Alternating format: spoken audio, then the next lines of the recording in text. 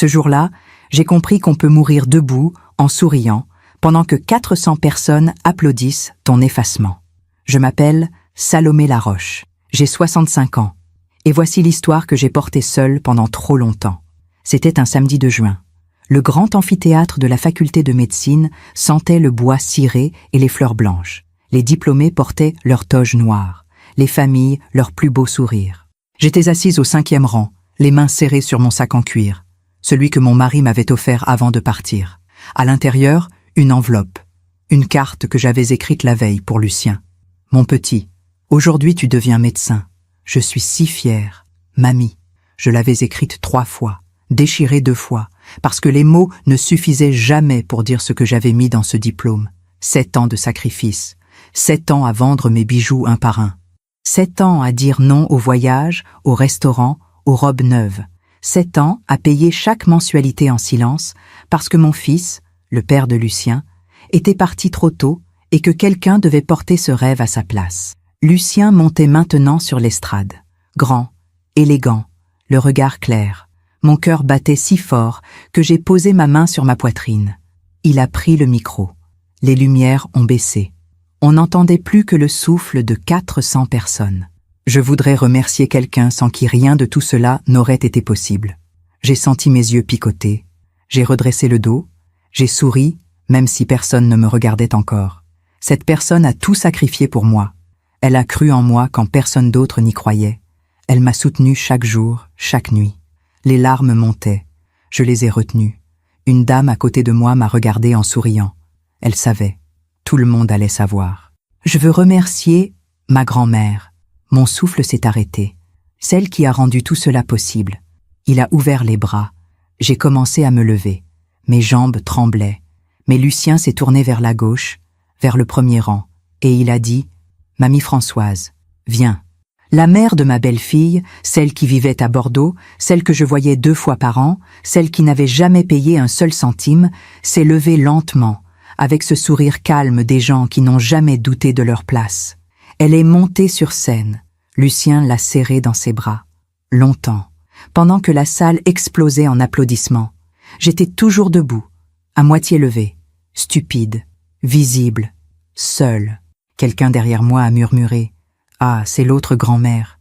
Je me suis rassise, lentement, comme on se noie sans bruit. J'ai souri, parce qu'on m'avait appris à sourire, parce qu'une femme bien élevée ne fait pas de scène, parce que, parfois, la douleur est tellement grande qu'elle ne trouve même plus la porte de sortie. Sur scène, Lucien parlait encore. Il remerciait ses professeurs, ses amis, sa petite amie. Françoise restait à côté de lui, la main sur son épaule, comme si elle l'avait porté pendant 7 ans. Moi, j'ai ouvert mon sac. J'ai regardé l'enveloppe blanche et je l'ai refermée. Quand la cérémonie s'est terminée, les familles se sont précipitées vers les diplômés. J'ai attendu mon tour, au bord de la foule. Lucien riait, posait pour des photos. Françoise était toujours là, radieuse. Quand il m'a enfin vue, il m'a fait un signe de la main. « Ah, mamie Salomé, tu es venue !» Comme si j'avais eu le choix. Il m'a embrassé rapidement, une joue, puis l'autre, avant de se retourner vers un ami. « Tu es fière de moi ?» J'ai dit oui, parce que ma gorge ne laissait plus passer d'autres mots. Il a souri et il est reparti, vers ses amis, vers sa vraie vie, celle où je n'avais plus de place. Je suis rentrée chez moi seule, en métro, avec l'enveloppe blanche dans mon sac. Le soir, j'ai ouvert mon ordinateur. J'ai cherché un numéro que j'avais enregistré 7 ans plus tôt, celui du rectorat, celui du service financier. Et pendant que Paris s'endormait derrière ma fenêtre, j'ai pris une décision.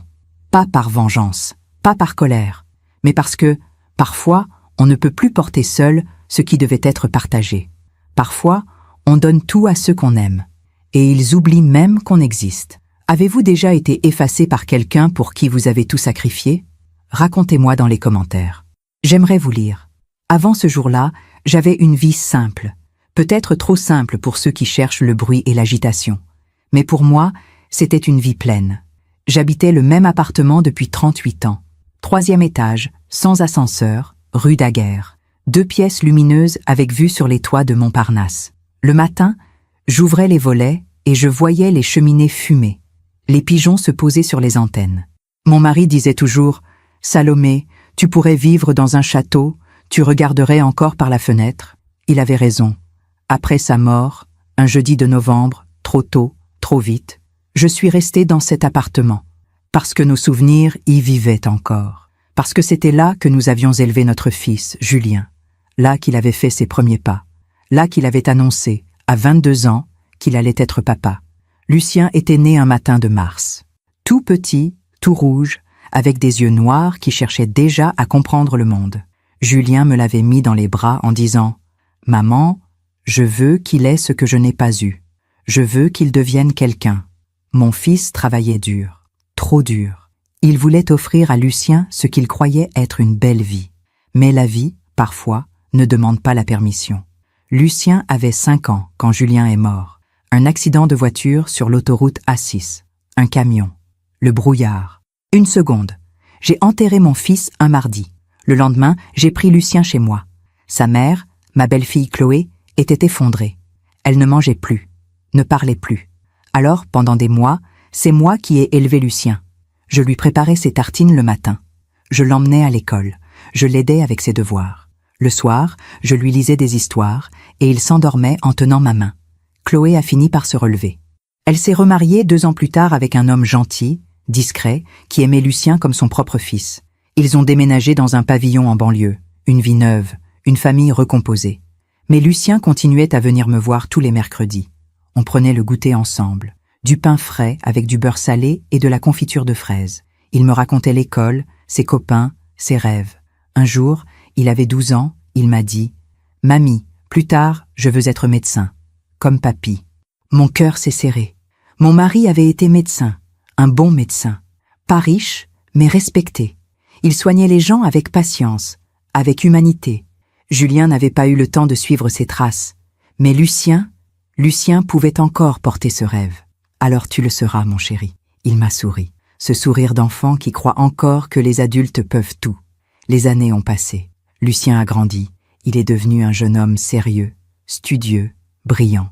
Quand il a eu son baccalauréat avec mention très bien, Chloé m'a appelé en pleurant de joie. « Salomé, il a été accepté en médecine, à Paris Descartes. » J'ai pleuré aussi. De fierté, d'espoir, de cette douleur douce qu'on ressent quand on voit la vie continuer malgré tout. Mais un mois plus tard, Chloé est revenue me voir. Seule, elle avait les yeux rouges. « Salomé, on ne peut pas payer. Les études, le loyer à Paris, les livres. Mon mari a perdu son travail. On ne peut pas. » Elle a baissé la tête. Je vais devoir lui dire de trouver autre chose. Je l'ai regardée. Cette femme qui avait porté le fils de mon fils. Cette femme fragile qui essayait, malgré tout, de tenir debout. Et j'ai dit « Non, je vais payer. » Elle a levé les yeux. « Quoi ? Je vais payer ses études. Tout. Les mensualités, le loyer, les livres, tout. Mais Salomé, tu n'as pas... J'ai ce qu'il faut ?» C'était un mensonge, mais c'était aussi la vérité. J'avais mes économies. Celles que mon mari avait mises de côté toute sa vie. Celles qu'on gardait pour nos vieux jours. Mais mes vieux jours, c'était maintenant. Et si je ne les utilisais pas pour ça, pourquoi alors? J'ai vendu ma bague en or, celle de mes fiançailles, puis mon collier de perles, puis les actions que mon mari avait achetées dans les années 90. Une par une, j'ai vidé mes réserves. Pas par obligation, par amour, parce que Lucien portait le rêve de son grand-père et de son père. Pendant 7 ans, j'ai payé, chaque mois, sans jamais me plaindre, sans jamais en parler. Chloé me remerciait parfois, gênée, mais elle ne posait pas de questions. Et moi, je ne donnais pas de détails. Lucien, lui, ne savait rien. Il croyait que sa mère et son beau-père payaient. Il m'appelait de temps en temps. « Ça va, mamie ?»« Oui, mon chéri. Et toi, les études ? C'est dur, mais ça avance. » Il ne venait plus tous les mercredis. Les études prenaient tout son temps. Je comprenais. C'était normal. C'était la vie. Mais j'attendais. J'attendais ce jour où il monterait sur scène, où il recevrait son diplôme, où il saurait enfin. J'attendais qu'il me regarde et qu'il comprenne. Que tout ce qu'il était devenu, il le devait aussi à ses mains ridées qui avaient tout donné en silence. Pendant que je vous raconte tout cela, je me demande d'où vous m'écoutez. Écrivez le nom de votre ville en commentaire. Cela me fera du bien de savoir que je ne suis pas seule. Il y a des moments où la vie change, mais on ne le voit pas tout de suite. On continue à marcher, à sourire, à faire comme si tout allait bien. Et puis, un jour, on se retourne et on comprend. C'était là. C'était ce jour-là que tout a commencé à se fissurer. Pour moi, c'était un dimanche d'avril, 3 ans avant la cérémonie. Lucien venait de terminer sa 3e année de médecine. Il m'avait invité à déjeuner chez lui, un petit studio dans le 5e arrondissement que je payais sans qu'il le sache. Chloé m'avait dit « Il veut te voir, Salomé. Il parle beaucoup de toi en ce moment. » Mon cœur s'était gonflé. Peut-être qu'il commençait à comprendre. Peut-être que Chloé lui avait dit la vérité. Je suis arrivée à midi avec une tarte aux pommes, celle qu'il aimait quand il était petit. J'avais mis ma plus belle robe, la bleue, celle que je gardais pour les grandes occasions. J'avais même passé du temps à me coiffer. Ridicule, peut-être, mais j'avais envie d'être belle pour lui. Quand il a ouvert la porte, il m'a embrassée rapidement. « Salut, mamie !»« Entre, entre !» Il portait un t-shirt blanc et un jean déchiré. Il sentait l'eau de Cologne et le café. Derrière lui, j'ai aperçu une jeune fille brune, très mince, assise sur le canapé avec un ordinateur sur les genoux. « Mamie, je te présente Émilie, ma copine. » La jeune fille a levé les yeux et m'a souri poliment. « Bonjour, madame. »« Bonjour, ma chérie. » Je suis entrée. Le studio était petit mais lumineux. Des livres partout, des post-it collés sur les murs. Une odeur de jeunesse et de désordre. « Assieds-toi, mamie. Tu veux du thé ?»« Avec plaisir. » Lucien est allé dans la cuisine. 3 mètres carrés avec une plaque électrique et un mini-frigo. J'ai posé la tarte sur la table basse. Émilie m'a regardée. « C'est gentil d'être venu. Lucien parle souvent de vous. »« Ah oui ? » ?»« Oui. Il dit que vous êtes sa mamie préférée. » J'ai souri. Mais quelque chose dans cette phrase m'a piqué. Sa mamie préférée. Comme s'il y en avait plusieurs. Comme s'il fallait choisir. Lucien est revenu avec 3 tasses dépareillées. Il s'est assis à côté d'Émilie, pas à côté de moi. C'était normal. C'était son amoureuse. Mais quand même, une petite distance s'était installée. Invisible. Réelle. On a parlé de ses études. Il était passionné. Il me racontait ses stages, ses nuits de garde, ses patients. Je l'écoutais avec cette fierté douloureuse des grands-mères qui voient leurs petits-enfants devenir des étrangers brillants. Puis, à un moment, il a dit « Ah, au fait, mamie, je voulais te dire, pour les vacances de juillet, on ne pourra pas venir te voir. »« Ah ?» J'avais prévu un week-end ensemble, comme avant, comme quand il était petit et qu'on partait en Normandie voir la mer. « Oui, on va chez les parents d'Émilie, en Bretagne, et après on passe une semaine chez mamie Françoise, à Bordeaux. » Elle a insisté. Mamie Françoise. C'était la première fois que j'entendais ce nom dans sa bouche avec cette tendresse. Comme si c'était normal. Comme si elle avait toujours été là. Elle a une grande maison, tu vois, avec un jardin. On va se reposer. Ça va me faire du bien avant la rentrée. J'ai hoché la tête. Bien sûr, c'est une bonne idée. Émilie a posé sa main sur le genou de Lucien. Sa grand-mère est adorable. Elle nous a envoyé un colis la semaine dernière avec des cannelés et du vin. Ah, c'est gentil. Oui, elle est super attentionnée. Lucien a souri. C'est vrai. Mamie Françoise, elle pense toujours à tout. L'autre jour, elle m'a même envoyé de l'argent pour mes livres. 200 €, tu te rends compte? J'ai senti quelque chose se tordre dans ma poitrine. 200 €. Pour des livres. Alors que j'avais vendu mon alliance, celle que mon mari avait glissée à mon doigt il y a 43 ans, pour payer sa dernière année. Mais je n'ai rien dit. J'ai souri. J'ai bu mon thé. J'ai coupé la tarte. On a parlé d'autre chose. De la pluie, du printemps, de Paris qui devenait trop cher. Puis, au moment de partir, Lucien m'a raccompagnée à la porte. « Merci d'être venue, mamie. Ça m'a fait plaisir. Moi aussi, mon chéri. » Il m'a embrassée. Une joue, l'autre. Vite. « On se voit bientôt, d'accord ?»« D'accord. » Je suis descendue les escaliers lentement. 4 étages sans ascenseur. Mes genoux me faisaient mal. Mais je ne voulais pas qu'ils m'entendent souffler. Dehors, il pleuvait. Une petite pluie fine d'avril qui mouillait les cheveux et les épaules. Je n'avais pas de parapluie. J'ai marché jusqu'à la station de métro. Les rues étaient en grise. Les gens marchaient vite, la tête baissée. Dans le métro, j'ai pensé à cette phrase. Mamie Françoise. Elle pense toujours à tout. Françoise, la mère de Chloé, celle qui vivait dans une belle maison à Bordeaux. Celle qui n'avait jamais eu besoin de vendre ses bijoux parce qu'elle avait gardé son mari, sa retraite confortable, ses économies intactes, celle qui envoyait des cannelés et de l'argent de poche, pendant que moi, je vendais mon passé morceau par morceau pour bâtir son avenir. Mais Lucien ne le savait pas, et peut-être qu'il ne le saurait jamais. En rentrant chez moi, j'ai trouvé une lettre dans ma boîte, une facture, la mensualité du mois suivant, 3200 €, pour l'université, pour le studio, pour les livres qu'il n'aurait pas besoin d'acheter parce que mamie Françoise lui avait envoyé 200 €. Je me suis assise à ma table. J'ai ouvert mon carnet de comptes. J'ai regardé ce qui me restait. Pas grand-chose. J'allais devoir vendre autre chose. Peut-être mes couverts en argent, ceux que ma mère m'avait offerts pour mon mariage, ou alors le tableau dans le salon, celui que mon mari avait acheté lors de notre voyage en Provence. Mais ce n'était pas grave. Ce n'était que des objets, des souvenirs, des choses. Ce qui comptait, c'était lui. C'était son avenir. C'était ce rêve qu'il portait sans savoir combien il pesait lourd. Ce soir-là, j'ai fait réchauffer une soupe. Je me suis assise devant la fenêtre. J'ai regardé les toits de Paris s'effacer dans la nuit. Et j'ai pensé, il va finir par comprendre. Un jour, il va comprendre. Mais au fond de moi, une petite voix murmurait déjà autre chose. Une voix que je refusais d'entendre. Et s'il ne comprenait jamais? Les semaines ont passé, puis les mois. Lucien m'appelait de temps en temps, des appels rapides. « Ça va, mamie ?»« Oui, mon chéri. Je dois y aller, j'ai cours. Vas-y, vas-y. » Il ne venait plus me voir. Trop occupé, trop loin. Trop pris par sa vie d'étudiant, ses amis, Émilie, ses révisions.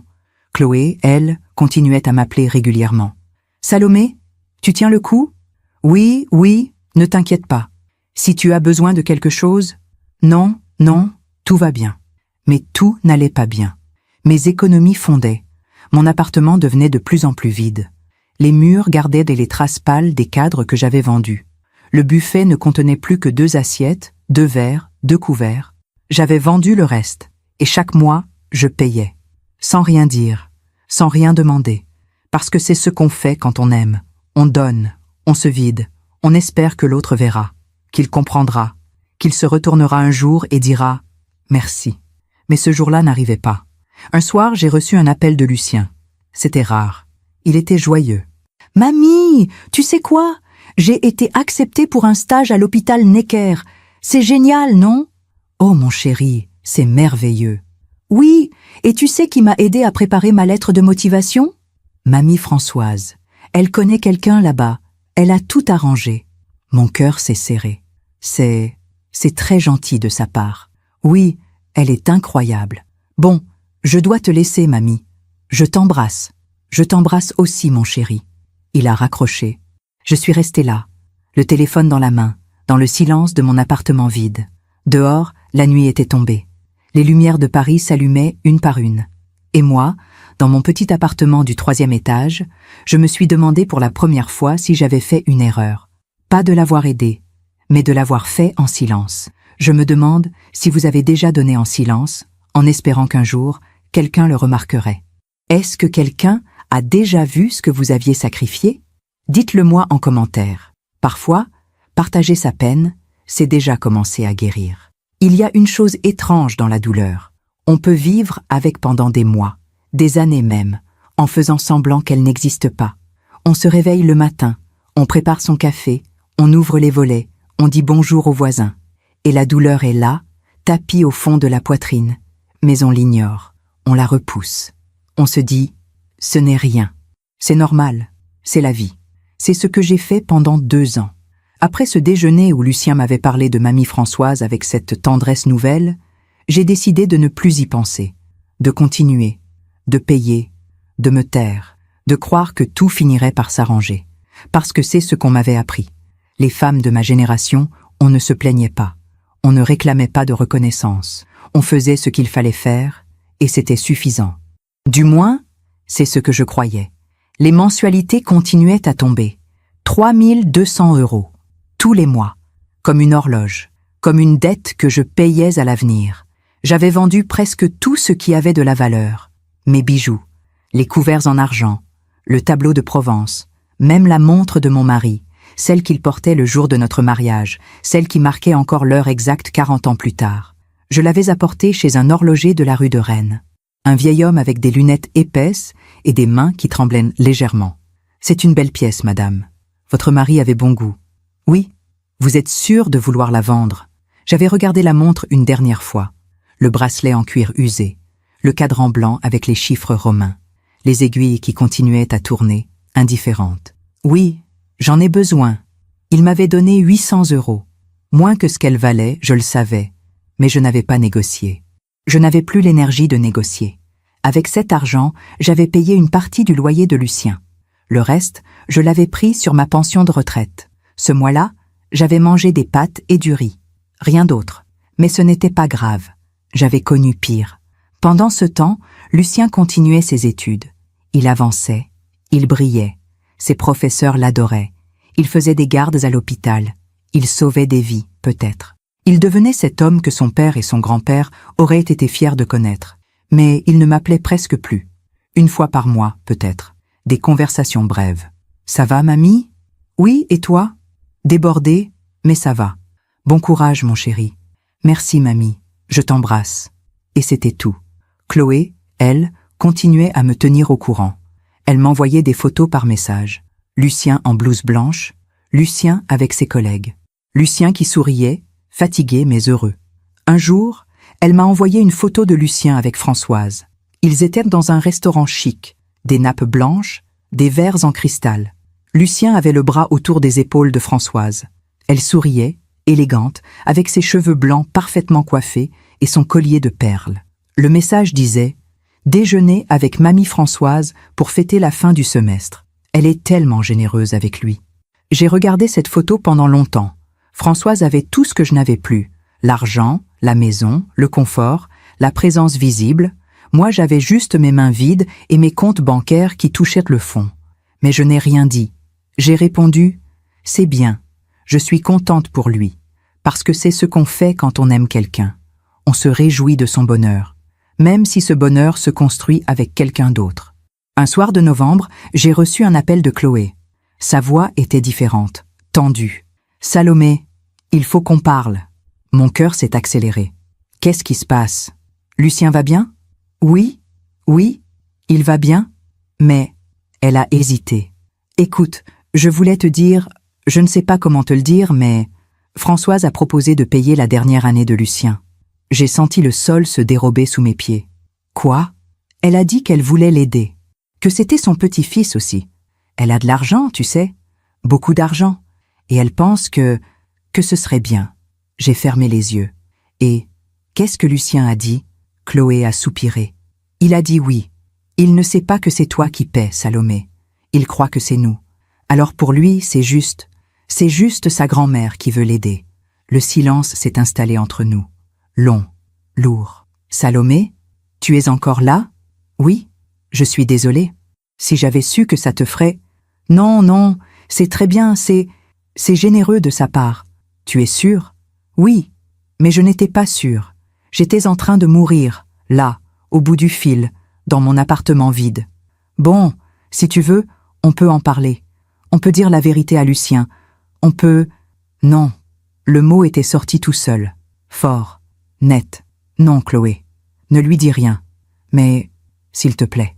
Je ne veux pas qu'il se sente obligé. Je ne veux pas qu'il me remercie par pitié. Si Françoise veut payer, qu'elle paie. C'est mieux comme ça. Tu en es sûre? Oui. J'ai raccroché. Et je suis restée assise dans le noir, avec ce téléphone dans la main, et cette douleur qui montait, montait, montait, comme une marée. Françoise allait payer la dernière année. Françoise allait être celle qui finissait le travail, celle qui mettait la dernière pierre, celle dont il se souviendrait. Et moi j'étais juste celle qui avait porté le poids en silence pendant 6 ans, celle qui avait tout donné sans rien demander, celle qui disparaissait avant la fin. Mais je ne pouvais pas me plaindre, parce que je l'avais décidé. J'avais choisi le silence, j'avais choisi l'effacement. Alors je devais l'accepter. Les semaines suivantes ont été étranges. J'ai continué à payer les dernières mensualités qui restaient à ma charge. Mais je savais que c'était bientôt fini. Que dans quelques mois, Françoise prendrait le relais. J'essayais de me convaincre que c'était une bonne chose, que j'allais enfin pouvoir souffler, que j'allais pouvoir garder un peu d'argent pour moi, peut-être partir en vacances, peut-être m'acheter une robe neuve, peut-être simplement manger autre chose que des pâtes. Mais au fond, je savais la vérité. Ce n'était pas une délivrance, c'était un effacement. Un jour, au début du printemps, je suis allée me promener au jardin du Luxembourg. Il faisait beau. Les premiers bourgeons apparaissaient sur les arbres. Les enfants couraient autour du bassin avec leurs bateaux miniatures. Les couples se promenaient, main dans la main. Je me suis assise sur un banc. J'ai regardé les gens passer. Et j'ai pensé à ma vie, à tout ce que j'avais donné, à tout ce que j'avais perdu. Mon mari, mon fils, mes bijoux, mes souvenirs, mon confort. Tout ça pour un petit-fils qui ne savait même pas ce que j'avais fait pour lui. Tout ça pour un petit-fils qui appelait une autre femme, mamie, avec plus de tendresse qu'il ne m'en donnait. Une larme a coulé sur ma joue. Juste une, silencieuse. Je l'ai essuyée rapidement, parce qu'on ne pleure pas en public, parce qu'une femme bien élevée ne montre pas sa douleur. Mais cette larme, c'était une fissure, une toute petite fissure dans le mur que j'avais construit autour de mon cœur.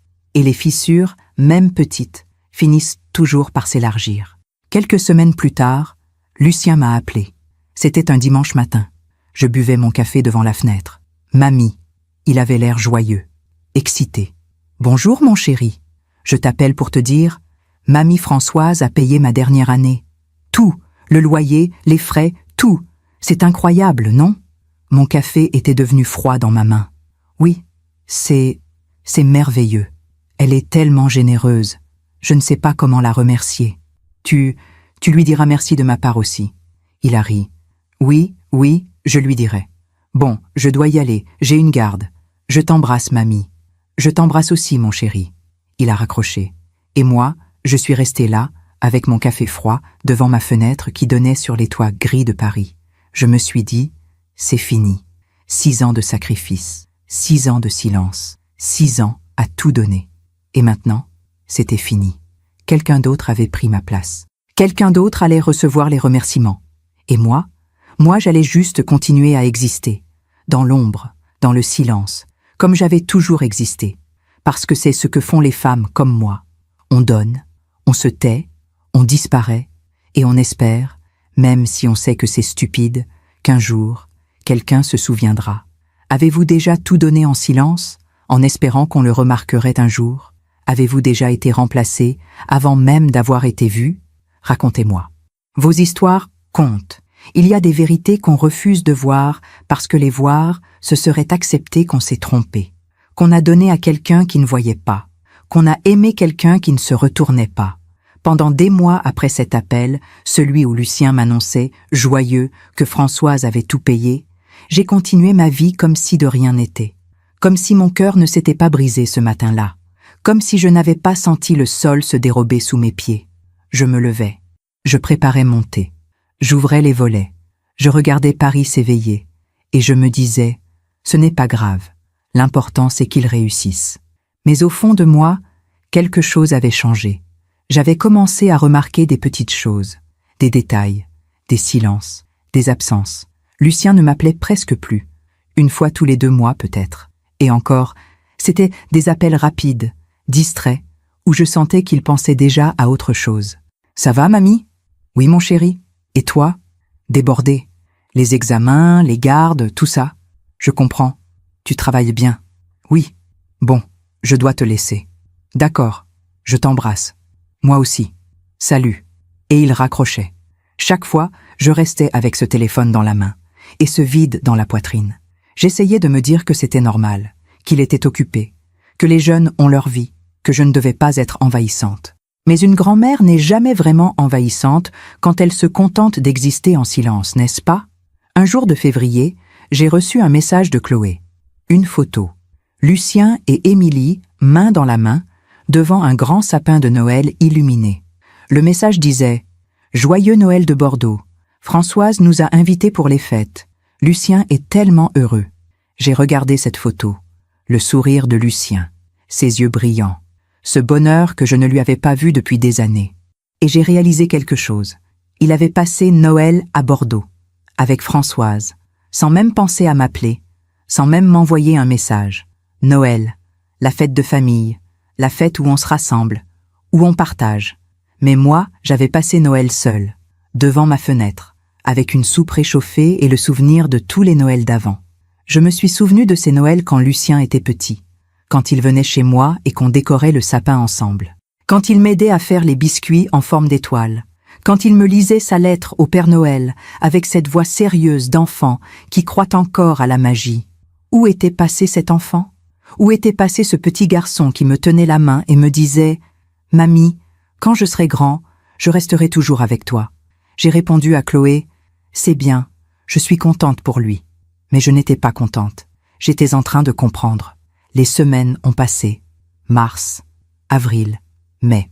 Lucien ne m'appelait toujours pas, mais je voyais sa vie défiler sur les photos que Chloé m'envoyait. Des photos où je n'étais jamais invitée. Des moments où je n'existais pas. Lucien à la mer avec Émilie. Lucien chez Françoise, dans son grand jardin de Bordeaux. Lucien au restaurant avec Chloé et son beau-père. Lucien partout. Heureux, vivant, sans moi. Un jour, je n'ai pas pu m'empêcher de demander à Chloé « Il va bien, Lucien ?»« Oui, très bien. Pourquoi ?»« Non, pour rien. C'est juste que ça fait longtemps qu'il ne m'a pas appelé. » Il y a eu un silence, puis Chloé a dit, doucement « Salomé, tu sais comment sont les jeunes. Ils sont dans leur bulle. Ça ne veut rien dire. »« Oui, je sais. Mais ça voulait dire quelque chose. Ça voulait dire que j'étais devenue invisible. Un soir de juin, 3 mois avant la cérémonie, j'ai fait quelque chose que je n'avais jamais fait. J'ai pris mon téléphone et j'ai appelé Lucien. Moi, pas lui. Moi. Ça a sonné longtemps. Tellement longtemps que j'ai failli raccrocher. Puis sa voix. « Allô ? Bonjour mon chéri. C'est mamie. »« Ah mamie. Ça va ? Oui, oui. Je voulais juste prendre de tes nouvelles. Ça fait longtemps. Oui, c'est vrai. Désolée. J'ai été débordée. Je comprends. Tu travailles beaucoup ? Oui. Bon, là je suis en pleine révision. Les examens finaux approchent. Ah oui, bien sûr. Je ne veux pas te déranger. Non, non, tu ne me déranges pas. Mais je dois vraiment y retourner. Oui, oui, vas-y. Merci, mamie. Je t'embrasse. Je t'embrasse aussi, mon chéri. Il a raccroché. 2 minutes. L'appel avait duré 2 minutes. Je suis restée assise dans mon fauteuil, le téléphone dans la main. Et j'ai pleuré. Pas beaucoup. Juste un peu. Parce qu'on ne peut pas pleurer éternellement sur ce qui est en train de mourir. Mais j'ai pleuré quand même. Quelques jours plus tard, j'ai reçu une invitation par la poste. Une belle carte ivoire avec des lettres dorées. Vous êtes cordialement invité à la cérémonie de remise des diplômes de la promotion 2024 de la faculté de médecine Paris-Descartes. Mon cœur s'est mis à battre plus vite. C'était ça. Le grand jour. Le jour que j'attendais depuis 7 ans. Le jour où Lucien monterait sur scène. Le jour où il recevrait ce diplôme que j'avais payé avec mes nuits blanches, mes renoncements, mes bijoux vendus un par un. Le jour où, peut-être, il comprendrait enfin. J'ai relu l'invitation 3 fois, puis j'ai appelé Chloé. « Chloé, j'ai reçu l'invitation pour la cérémonie. »« Ah oui, c'est bien, non ? On est tous tellement fiers de lui. »« Oui, est-ce que Lucien sait que je viens ? » ?»« Bien sûr, il a demandé qu'on t'envoie une invitation. » Mon cœur s'est réchauffé un peu. « Ah, c'est gentil. Oui, bon, il y aura beaucoup de monde. La famille, les amis, Émilie, bien sûr, et Françoise aussi. » Le nom est tombé comme une pierre. Françoise. Oui, elle vient de Bordeaux spécialement. Elle est tellement contente. Elle a même acheté une nouvelle robe pour l'occasion. J'ai serré le téléphone plus fort. Ah, c'est bien. Oui. Bon, on se voit là-bas, d'accord ? D'accord. J'ai raccroché. Françoise serait là. Bien sûr. Pourquoi pas ? Elle avait payé la dernière année. Elle avait offert des cannelés et du vin. Elle avait cette grande maison où Lucien passait ses vacances. Elle avait tout ce qu'il fallait pour être visible. Et moi, j'avais juste ce que personne ne voyait. Les jours suivants, j'ai essayé de me préparer. Mentalement, émotionnellement. Je me suis dit, ce jour-là, il va te voir, il va te remercier, il va comprendre. Mais une autre voix, plus sombre, murmurait « Et s'il ne te voit pas ?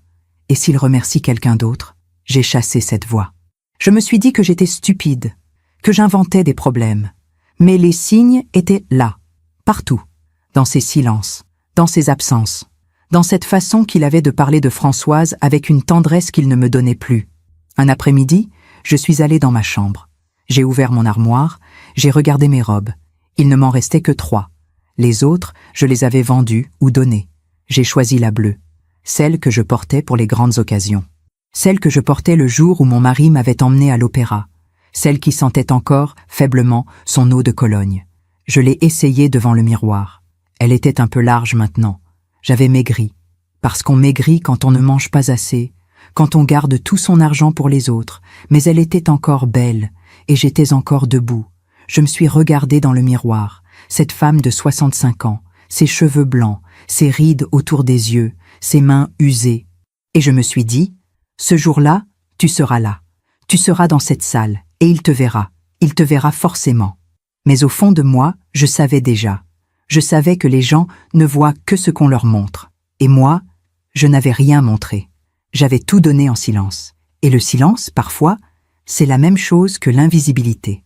2 semaines avant la cérémonie, j'ai reçu un dernier appel de Lucien. « Mamie, bonjour mon chéri. Je t'appelle juste pour te dire, tu vas venir à ma cérémonie, hein ?» Mon cœur a bondi. « Oui, bien sûr, je ne raterai ça pour rien au monde. Super, ça me fait plaisir. Bon, tu sais, il y aura beaucoup de monde. La famille, les amis, mamie Françoise aussi. Elle est trop contente. » Encore ce nom. Oui, Chloé me l'a dit. Oui, elle est géniale. Elle m'a même offert un costume pour ce jour-là. Un vrai costume de médecin, tu vois. Classe, non? Oui, très classe. Bon, je dois y aller. Mais on se voit bientôt, d'accord? D'accord. Je t'embrasse, mamie. Je t'embrasse aussi, mon chéri. Il a raccroché. Et moi, je suis restée là, avec cette phrase qui tournait dans ma tête comme une chanson triste. Mamie Françoise m'a offert un costume. Un costume. Pour qu'il soit beau le jour de sa remise de diplôme. Le diplôme que j'avais payé en vendant tout ce que j'avais. Mais c'était elle qui lui offrait le costume. Parce que c'est toujours comme ça. Ceux qui donnent en silence disparaissent. Ceux qui donnent avec éclat restent gravés dans les mémoires. Le soir, je me suis assise à ma table. J'ai ouvert un cahier. Un vieux cahier où je notais mes comptes depuis 7 ans. J'ai regardé tous ces chiffres, toutes ces mensualités, tous ces sacrifices notés ligne par ligne. 3 200 € fois 12 mois, fois 6 ans, plus le loyer, plus les livres, plus les imprévus. Au total, j'avais donné plus de 230 000 €. 230 000 €. Toute ma vie, toutes mes économies, tout ce que mon mari avait mis de côté pour nos vieux jours. Tout ça pour un petit-fils qui remerciait quelqu'un d'autre. J'ai refermé le cahier. Et j'ai pensé, il ne saura jamais. Il ne saura jamais ce que j'ai fait. Il ne saura jamais ce que j'ai perdu. Il ne saura jamais que chaque fois qu'il ouvrait la porte de son studio, c'était moi qui avais payé la clé. Il ne saura jamais, parce que je n'avais rien dit. Et maintenant, il était trop tard pour parler. Trop tard pour réclamer ma place. Trop tard pour exister. Avez-vous déjà compris trop tard que votre silence vous avait effacé? Avez-vous déjà vu les signes, un par un, et refusé de les croire? Dites-moi, parfois, mettre des mots sur la douleur, c'est déjà commencer à guérir. Le jour de la cérémonie est arrivé comme arrivent les jours qu'on redoute et qu'on espère en même temps, avec ce mélange étrange de peur et d'impatience qui vous serre la gorge dès le réveil. Je me suis levée tôt, 5 heures du matin. Dehors, Paris dormait encore. Les rues étaient silencieuses. Seuls quelques pigeons picoraient sur le trottoir. J'ai préparé mon thé. Je me suis assise devant la fenêtre. J'ai regardé le ciel passer du noir au gris, puis au rose pâle. Et j'ai pensé à ce jour. À ce moment que j'attendais depuis 7 ans. 7 ans de sacrifice. 7 ans d'espoir. 7 ans à me dire, un jour il saura. Un jour il comprendra. Aujourd'hui, c'était ce jour. J'ai bu mon thé lentement. Puis je suis allée me préparer. J'ai mis ma robe bleue, celle qui flottait un peu maintenant sur mon corps amaigri. J'ai ajusté mes cheveux, j'ai mis un peu de rouge à lèvres, du rose pâle, discret. J'ai glissé à mon poignet le seul bracelet qui me restait. Un bracelet en argent que ma mère m'avait offert pour mes 20 ans. Je me suis regardée dans le miroir. Cette femme qui me fixait avait vieilli. Ses yeux étaient fatigués. Ses mains tremblaient légèrement. Mais elle était digne. Elle était debout. Et aujourd'hui, elle allait voir son petit-fils devenir médecin. Avant de partir, j'ai ouvert mon sac. J'ai sorti l'enveloppe blanche, celle que j'avais préparée des semaines plus tôt. Celle où j'avais écrit « Mon petit, aujourd'hui tu deviens médecin. Je suis si fière. Mamie. » Je l'ai regardée longtemps. Puis, je l'ai glissée dans mon sac. La cérémonie avait lieu à 14 heures. J'ai pris le métro. Ligne 4, puis ligne 6. 40 minutes de trajet. J'aurais pu prendre un taxi. Mais je n'avais plus vraiment d'argent pour ce genre de choses. Quand je suis arrivée devant l'amphithéâtre, il y avait déjà beaucoup de monde. Des familles élégantes, des parents fiers, des grands-parents qui tenaient des bouquets de fleurs. Des jeunes gens en costume et en robe, excités, qui prenaient des photos.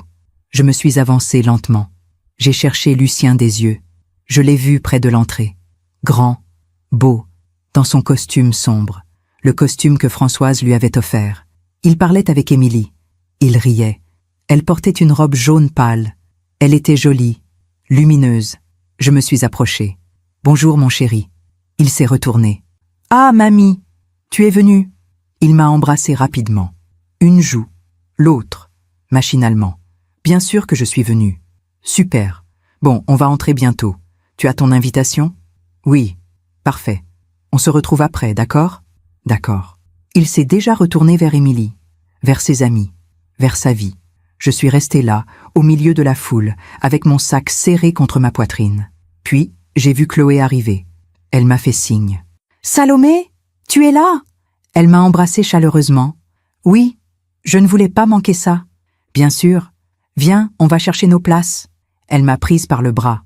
On est entré dans l'amphithéâtre. C'était immense.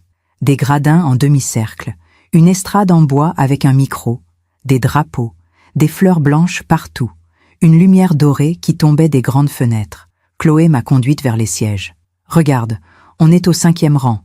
C'est bien, non ?»« Oui. » J'ai regardé autour de moi. Les familles s'installaient, tout le monde parlait, souriait, prenait des photos. Puis, j'ai vu Françoise. Elle était au 1er rang. 1er rang. Elle portait une robe crème élégante, un collier de perles, des escarpins assortis. Ses cheveux blancs étaient impeccablement coiffés. Elle parlait avec une autre dame, souriante, sereine, à sa place au 1er rang. Chloé a dû voir mon regard. Oui, Françoise est arrivée tôt ce matin. Elle a réservé les places du 1er rang pour elle et sa sœur. Ah, elle est tellement investie, tu sais. Elle adore Lucien. Oui, je me suis assise au 5e rang, derrière des dizaines de têtes, loin de l'estrade, loin de Lucien. Invisible. La cérémonie a commencé. Le doyen est monté sur scène. Il a parlé. Des mots solennels. Des mots sur l'avenir, sur la médecine, sur le serment d'Hippocrate. Puis, un par un, les étudiants ont été appelés. Ils montaient sur scène. Ils recevaient leurs diplômes. Leurs familles applaudissaient. Certains pleuraient de joie. J'attendais, le cœur battant, les mains serrées sur mon sac. Puis, j'ai entendu « Lucien Moreau ». Mon souffle s'est arrêté. Il est monté sur scène, lentement, dignement. Dans son beau costume sombre, il a serré la main du doyen. Il a pris son diplôme. Il a souri. Et puis, il a pris le micro. Mon cœur a explosé dans ma poitrine. Il allait parler. Il allait dire quelque chose. Il a regardé la salle. Ses yeux ont balayé les gradins. J'ai essayé de croiser son regard. J'ai souri. J'ai redressé le dos. Regarde-moi. Regarde-moi, mon chéri. Mais ses yeux sont passés sur moi sans me voir. Et il a commencé à parler. Aujourd'hui est un jour très important pour moi. Sa voix était claire, posée, émue. Devenir médecin, c'était mon rêve depuis l'enfance. Mais je n'aurais jamais pu y arriver seule. J'ai senti mes yeux picoter. J'ai posé ma main sur ma poitrine. C'est maintenant. C'est maintenant qu'il va dire. Je voudrais remercier quelqu'un sans qui rien de tout cela n'aurait été possible. Les larmes montaient. Je les ai retenues. La dame à côté de moi m'a regardé en souriant. Elle savait. Elle pensait qu'il allait m'appeler. Cette personne a tout sacrifié pour moi. Oui, elle a cru en moi quand personne d'autre n'y croyait. Oui, mon chéri. Elle m'a soutenu chaque jour. Elle m'a aidé financièrement, moralement, affectivement. Mes jambes ont commencé à trembler. Je me suis préparée à me lever. Je veux remercier... Mon cœur s'est arrêté. Ma grand-mère. Un sourire a éclaté sur mon visage. Les larmes ont coulé. Celle qui a rendu tout cela possible. Je me suis levée, à moitié. Mes mains tremblaient. Mais Lucien s'est tourné, vers le 1er rang, vers la gauche, et il a dit « Mamie Françoise, viens ». Le monde s'est arrêté. Françoise s'est levée, lentement. Avec ce sourire calme, élégant, de ceux qui ne doutent jamais de leur place. Elle est montée sur scène. Lucien l'a prise dans ses bras. Longtemps, fort. La salle a explosé en applaudissements. Moi, j'étais toujours debout, à moitié levée. Stupide, ridicule, seule. Quelqu'un derrière moi a murmuré « Ah, c'est l'autre grand-mère, celle de l'autre côté ». Une autre voix a répondu « Oui, Mais c'est Françoise qui a tout payé, tu sais. C'est normal qu'il la remercie. Ces mots sont entrés en moi comme des couteaux. C'est Françoise qui a tout payé. J'ai regardé l'estrade. Françoise et Lucien se tenaient là, main dans la main. Ils lui parlaient à l'oreille. Elle souriait, les yeux brillants. Et moi, je suis redescendue, lentement, comme on se noie sans bruit. Je me suis rassise. Chloé m'a regardée. Elle avait les yeux rouges. Salomé, je n'ai rien dit. Je n'ai même pas pu parler. Ma gorge était fermée.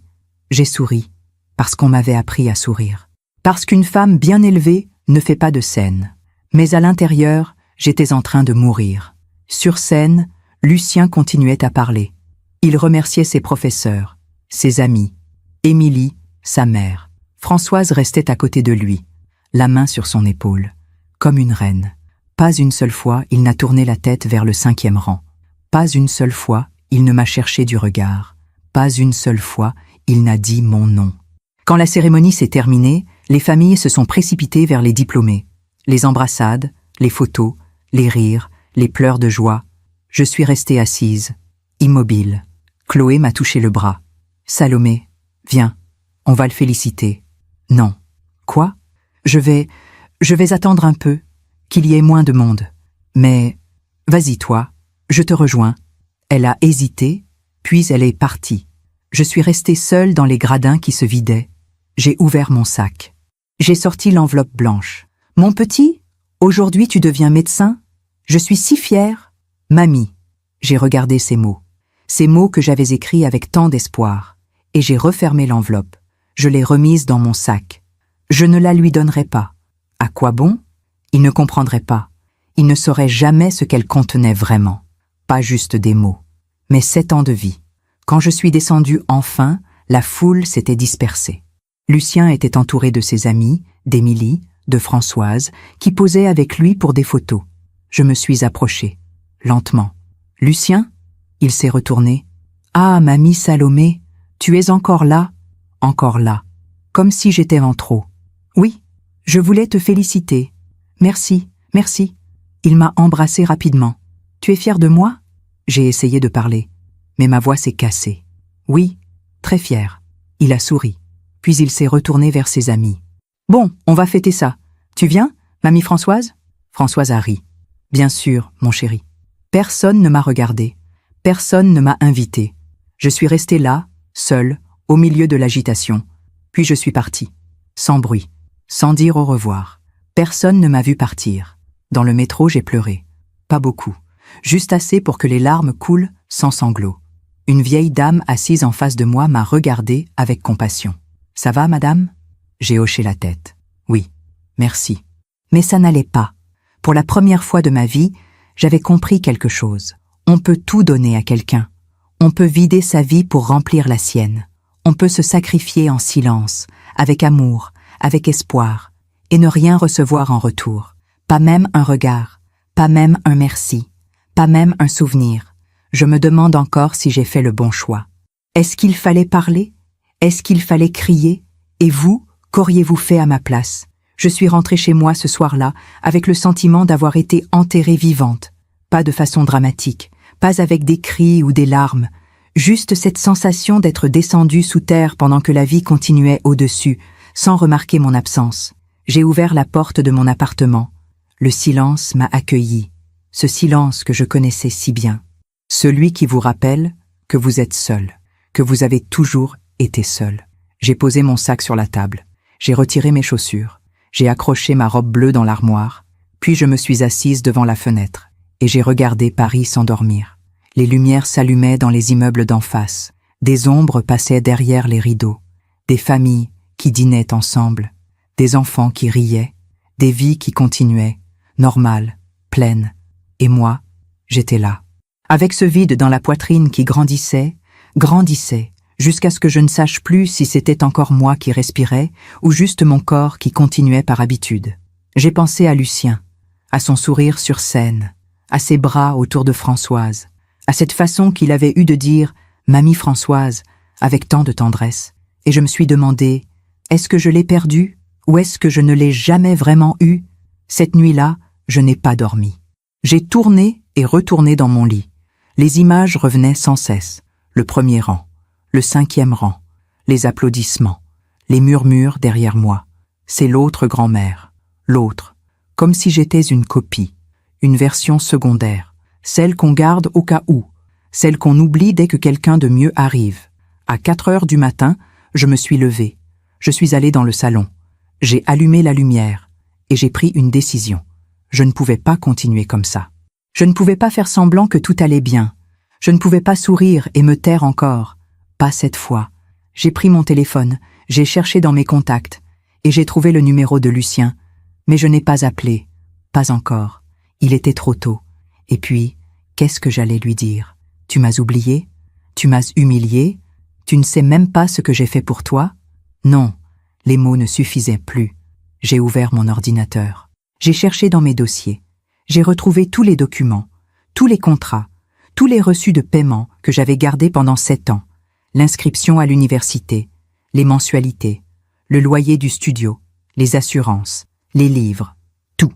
230 000 €, écrit noir sur blanc. J'ai tout imprimé, feuille par feuille, lentement.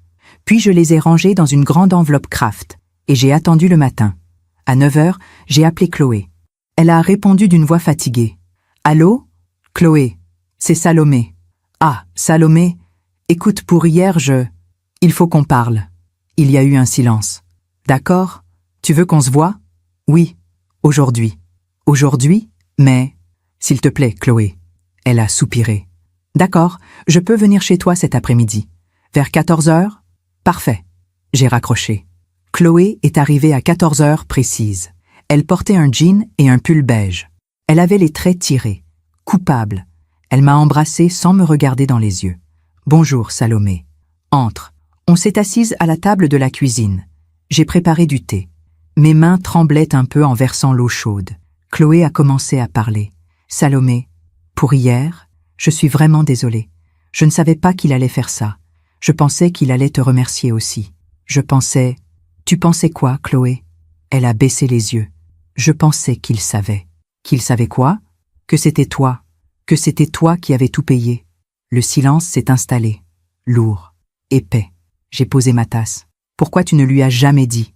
Elle a relevé la tête. Ses yeux étaient rouges.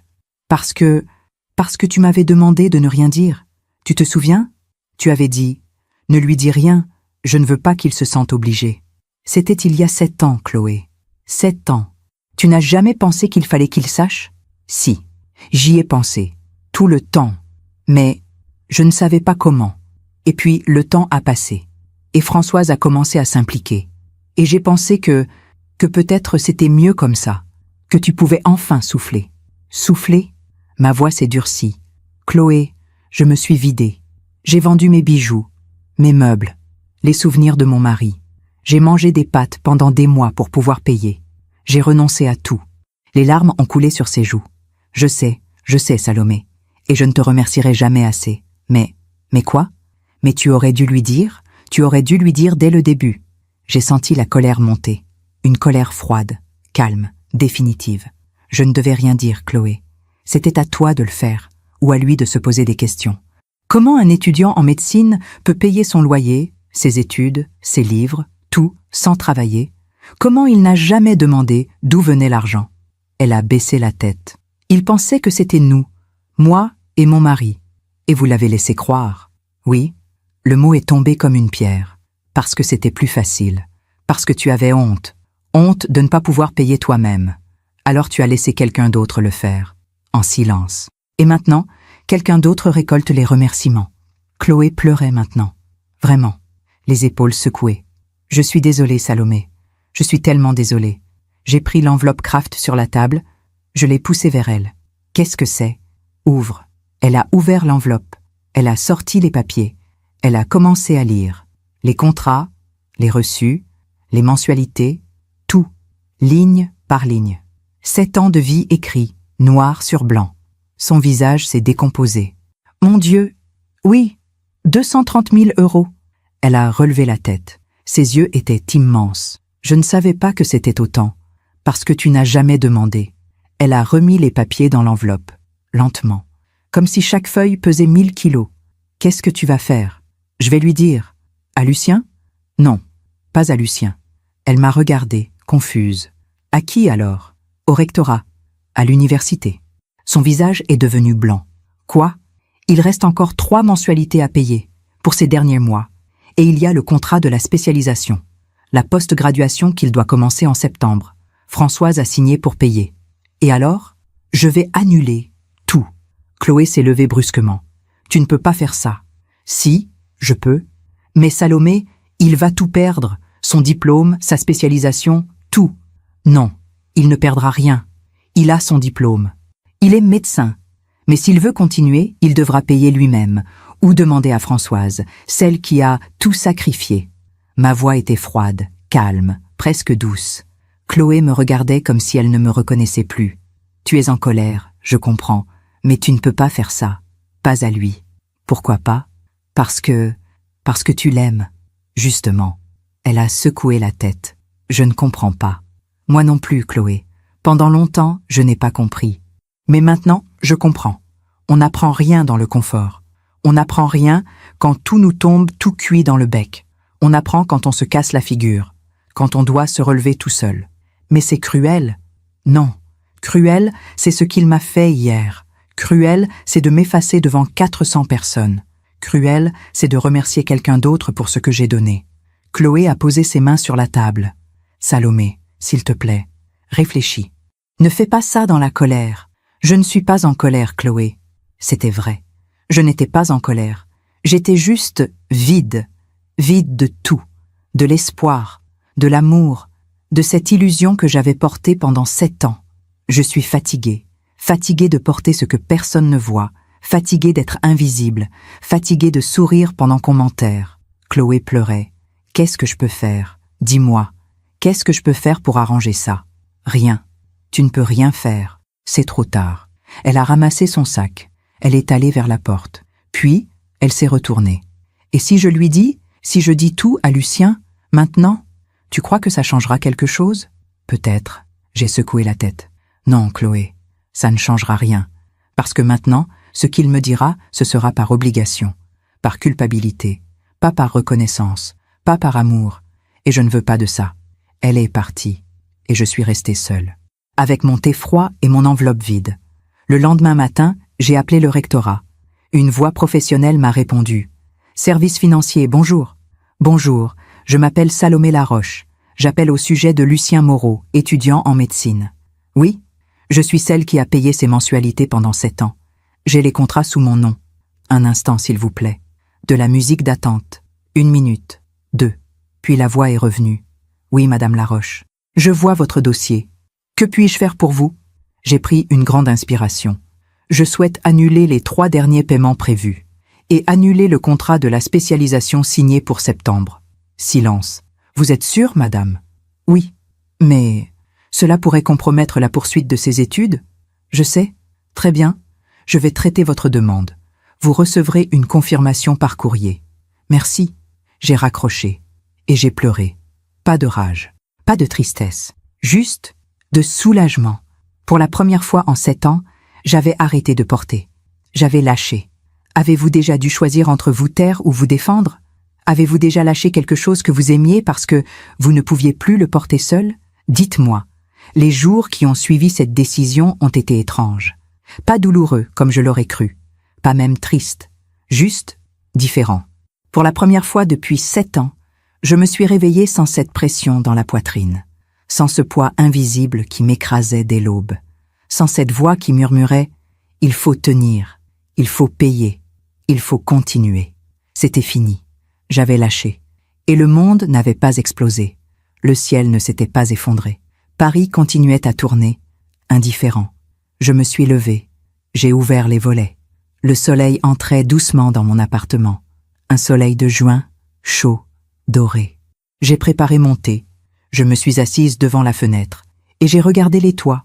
Combien de matins j'avais passé ici, à cette même place, en calculant combien il me restait. Combien de fois j'avais ouvert mon carnet de comptes en me demandant ce que j'allais vendre ce mois-ci. Mais ce matin-là, je n'ai pas ouvert le carnet. Je l'ai laissé fermer, parce que ce n'était plus mon problème. La confirmation est arrivée 3 jours plus tard. Une lettre officielle du rectorat. Des mots froids, administratifs, qui disaient simplement « Nous accusons réception de votre demande d'annulation. Les paiements restants ont été suspendus. Le contrat de spécialisation a été résilié. » J'ai lu la lettre. Une fois, 2 fois, puis je l'ai rangée dans un tiroir. Et j'ai attendu. J'attendais que Lucien appelle, qu'il me demande ce qui s'était passé, qu'il comprenne enfin. Mais il n'a pas appelé. Pas le lendemain. Pas le surlendemain. 1 semaine est passée. Puis 2. Silence. Chloé, elle, m'appelait tous les jours. « Salomé, il faut qu'on parle. »« Non, Chloé, mais tu ne comprends pas. Lucien a reçu une lettre de l'université. Ils disent qu'il y a un problème avec les paiements. Il ne comprend pas. Il pense que c'est une erreur. Ce n'est pas une erreur. Salomé, s'il te plaît. Il est perdu. Il ne sait pas quoi faire.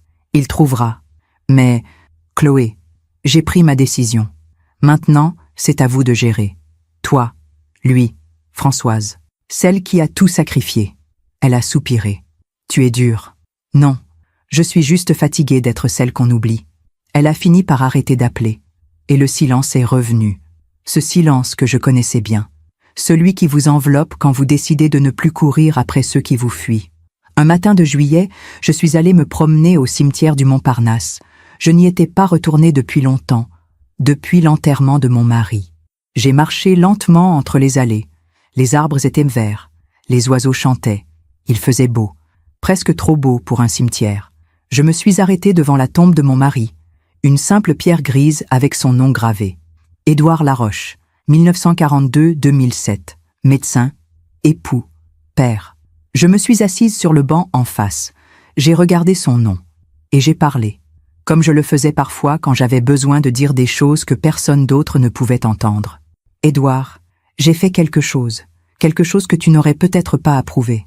Le vent a soufflé doucement dans les arbres. J'ai arrêté de payer pour Lucien. J'ai tout annulé. Les mensualités, la spécialisation, tout. Un pigeon s'est posé près de moi. Tu te demandes sûrement pourquoi. Toi qui as toujours dit qu'il fallait donner sans rien attendre en retour. Toi qui as toujours été généreux, patient. Bon, j'ai fermé les yeux. Mais Édouard, je ne suis pas toi. Je ne suis pas aussi forte. Je ne peux pas continuer à donner en sachant que personne ne voit, que personne ne se souvient. Les larmes sont montées. Doucement. Il m'a oublié. Notre petit-fils, celui pour qui j'ai tout donné. Il m'a oublié devant 400 personnes. Il a remercié quelqu'un d'autre, quelqu'un qui a donné de l'argent de poche et des cannelés. Pendant que moi, je vendais tes montres, tes souvenirs, notre vie. Le pigeon est parti. Alors j'ai arrêté. Parce que je n'en pouvais plus. Parce que je voulais qu'il comprenne. Pas par mes mots, mais par l'absence. Par le vide que je laisse. J'ai ouvert les yeux. J'ai regardé son nom gravé dans la pierre. Tu me pardonnes ? Le silence. Mais ce n'était pas un silence lourd. C'était un silence paisible. Comme si, quelque part, il comprenait. Comme si, quelque part, il me disait « Tu as fait ce qu'il fallait ». Les semaines ont continué à passer. Je me suis remise à vivre, pas une grande vie. Pas une vie pleine de joie et d'aventure, mais une vie à moi. J'ai recommencé à manger correctement. J'ai acheté des légumes frais, du poisson, du pain de la boulangerie, de vraies choses. Pas juste des pâtes. J'ai acheté une robe neuve, pas chère, mais jolie, bleu clair, légère. Je l'ai essayée devant le miroir. Elle me faisait bien. Et pour la première fois depuis longtemps, je me suis souri. J'ai aussi repris mes promenades, au jardin du Luxembourg, le long de la Seine, dans les petites rues de Montparnasse. Je marchais lentement. Je regardais les gens, les couples, les enfants, les vieux qui nourrissaient les pigeons. Et je me sentais là, présente, vivante, pas juste une ombre qui payait en silence.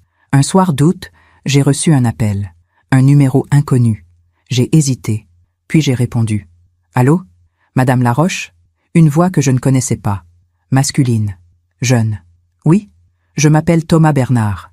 Je suis le directeur administratif de la faculté de médecine. » Mon cœur s'est serré. « Oui, je vous appelle au sujet de Lucien Moreau. » « Qu'est-ce qu'il y a ? » « Eh bien, nous avons un problème avec son dossier.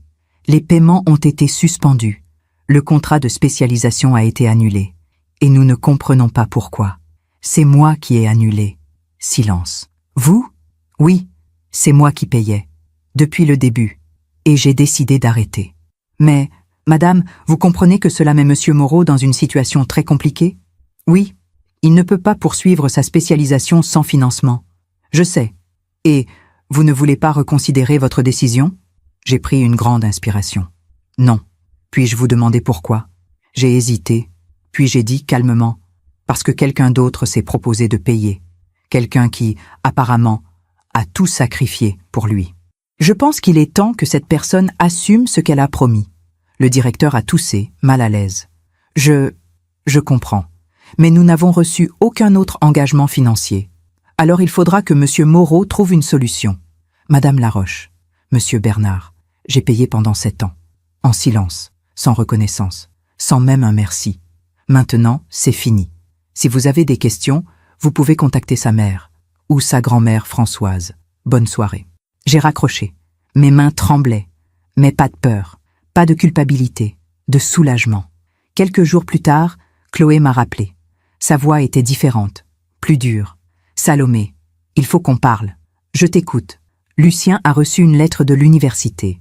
Ils lui disent qu'il ne peut pas faire sa spécialisation, que les paiements ont été annulés. Il est effondré. Je suis désolée. Tu es désolée? C'est tout? Qu'est-ce que tu veux que je dise, Chloé? Que tu vas réparer ça? Que tu vas rappeler l'université et tout arranger? Non. Non? Sa voix montait. Non, Chloé, je ne vais pas réparer, parce que ce n'est pas à moi de réparer. Mais tu es en train de détruire sa carrière. Non, je ne détruis rien. Je cesse simplement de porter ce que je n'aurais jamais dû porter seul. Mais c'est ton petit-fils? Justement, c'est mon petit-fils. Et il ne m'a jamais vu. Alors maintenant, il va apprendre à voir. Chloé a éclaté. Tu es cruelle, tu es égoïste, tu es... Je suis quoi, Chloé? Dis-le. Je suis quoi? Une vieille femme qui a tout donné et qui n'a rien reçu? Une grand-mère invisible qu'on remercie même pas? Une idiote qui s'est sacrifiée en espérant qu'un jour, quelqu'un s'en souviendrait? Silence. Tu veux savoir ce que je suis, Chloé? Je suis fatiguée. Fatiguée de me taire. Fatiguée d'être gentille. Fatiguée de disparaître pour que les autres brillent. Elle pleurait. Qu'est-ce que tu veux qu'on fasse? Rien. Vous n'avez rien à faire. Ou plutôt si. Dites-lui la vérité. Dites-lui qui a payé. Dites-lui ce que j'ai vendu. Dites-lui ce que j'ai sacrifié. Dites-lui tout. Et tu crois que ça va changer quelque chose? Non, ça ne changera rien. Mais au moins, il saura. Et quand il regardera Françoise, il saura que ce n'est pas elle. Quand il passera devant son diplôme accroché au mur, il saura qu'il n'est pas là grâce à elle. Il saura que c'est moi, la grand-mère invisible, celle qu'il a oubliée sur scène. Chloé a raccroché, et je suis restée là, dans mon appartement silencieux, avec ce sentiment étrange. Pas de victoire, pas de revanche, juste de la clarté. Quelques jours plus tard, j'ai reçu un message de Lucien. Mamie, il faut qu'on parle. Mon cœur a fait un bond. C'était la première fois qu'il me contactait depuis la cérémonie. J'ai regardé le message longtemps, puis j'ai répondu « D'accord, quand ?»« Demain, chez toi, à 14 heures. »« D'accord. » J'ai posé le téléphone, et j'ai su, il savait. Chloé lui avait dit « Cette nuit-là, je n'ai pas dormi. Pas d'angoisse, pas de peur, juste de l'attente. » Qu'allait-il dire? Qu'allait-il faire? Allait-il s'excuser? Allait-il pleurer? Allait-il me reprocher de l'avoir laissé tomber? Je ne savais pas. Mais une chose était certaine. Je ne reviendrai pas en arrière. Je ne paierai plus. Je ne me tairai plus. J'avais passé 7 ans à m'effacer. Maintenant, j'existais. Même si c'était douloureux. Même si c'était imparfait. J'existais. Le lendemain matin, je me suis préparée. J'ai mis ma robe bleu clair, celle que j'avais achetée. J'ai coiffé mes cheveux. J'ai mis un peu de rouge à lèvres. Je me suis regardée dans le miroir. Cette femme qui me regardait était différente.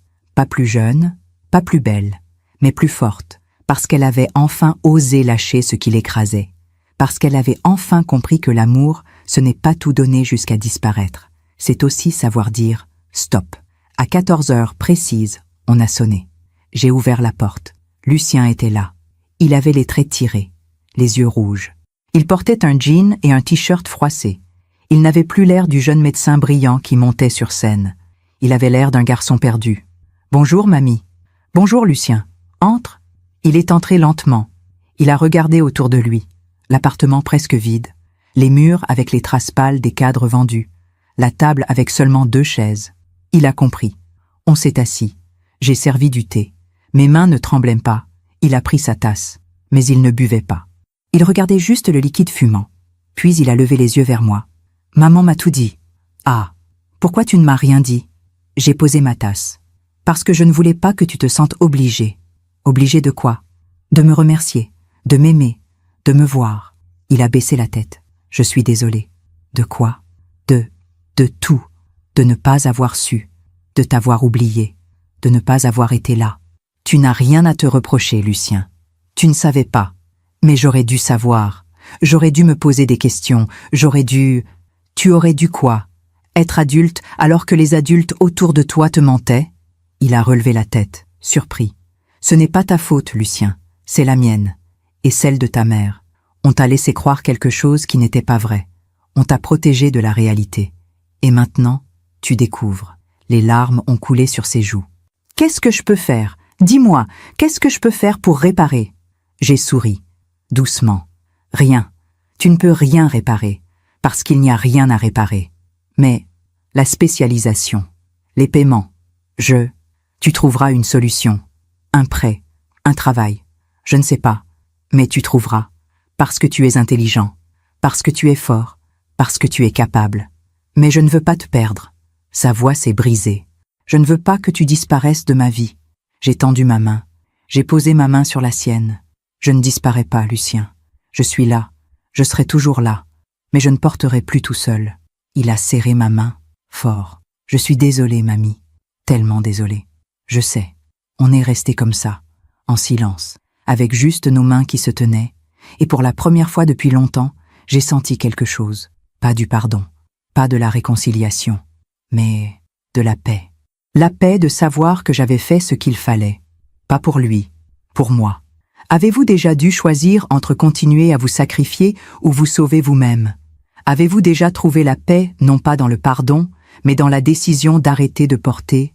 Racontez-moi. Les mois qui ont suivi cette rencontre avec Lucien ont été étranges, comme si le monde s'était réorganisé autour d'un nouvel équilibre. Un équilibre que je n'avais pas cherché, mais qui s'installait naturellement, inévitablement. Lucien est reparti ce jour-là avec les yeux rouges et le cœur lourd. Il m'a embrassé longuement sur le seuil de la porte. Pas comme avant. Vite, distraitement. Mais vraiment. Comme on embrasse quelqu'un qu'on a failli perdre.